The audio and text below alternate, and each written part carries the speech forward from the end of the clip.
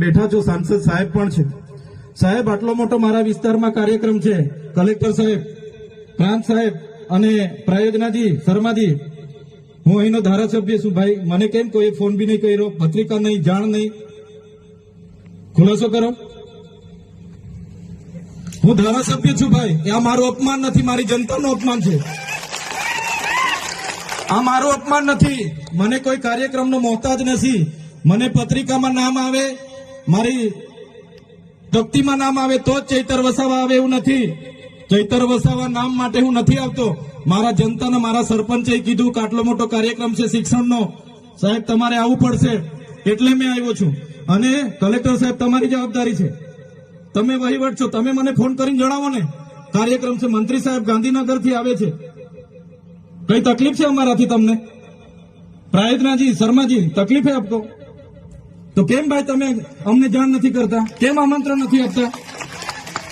તમારું વહીવટી તંત્ર હું ધંધા કરે છે ને બધું ખબર છે. હમણાં મોદી સાહેબ આવ્યા હતા, ખર્ચો થાય ભાઈ, 8-10 કરોડ રૂપિયાનો ખર્ચો થાય. તમે દેવ મોગરામાં ડેકોરેશન માટે કલેક્ટર સાહેબ 16 કરોડ રૂપિયાનો અમારા આદિજાતિ બજેટમાં ખર્ચો પાડ્યો છે. તમે ત્યાં મોદી સાહેબના મંડપના સ્ટેજ માટે 15 કરોડના ખર્ચા કર્યા છે. ટોયલેટ, મોબાઈલ ટોયલેટ માટે 2,40,000નો 2 કરોડ ને 40 લાખના તમે ખર્ચા પાડ્યા છે. નાસ્તા માટે 2 કરોડ ખર્ચા પાડ્યા છે. તમે ડોમ માટે 2 કરોડ ખર્ચા પાડ્યા, ચા માટે 2 કરોડ ખર્ચા પાડ્યા, બસ માટે 2 કરોડ ને 71 લાખ રૂપિયાનો ખર્ચો પાડ્યો. કેમ? અમે સવાલ પૂછીએ એટલે તમને નડીએ છે? તમારા મનમાં ધુમાડો હોય તો કાઢી નાખજો ભાઈ.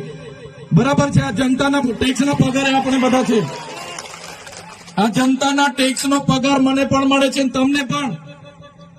કલેક્ટરથી તલાટીથી લઈને કલેક્ટર સુધીના બધા તમે નોકર છો, અમે બધા સેવક છે. આ લોકોએ જે પણ કે અમે પ્રતિનિધિ છે, અમને અધિકારો આપ્યા છે. તમે અમને કેમ અહીંયા બોલાવ્યા નથી? ના સાહેબ, અમારે વિદ્યાર્થીઓ અમે કેવું પડે છે. અમને કઈ, તમે દર વખતે ચિકદામાં કીધું, દર વખતે આ જ પ્રશ્ન ઉભો કરો છો, દર વખતે આ જ પ્રશ્ન ઉભો કરો છો. ઓ ભાઈ, ધારાસભ્ય છું, લોકોએ મને ચૂંટ્યા છે, મને આમંત્રણ જોઈએ ભાઈ. આ કોઈના પૈસાથી આ બિલ્ડિંગ નથી બની, તમારા ઘરના પૈસાથી બની છે.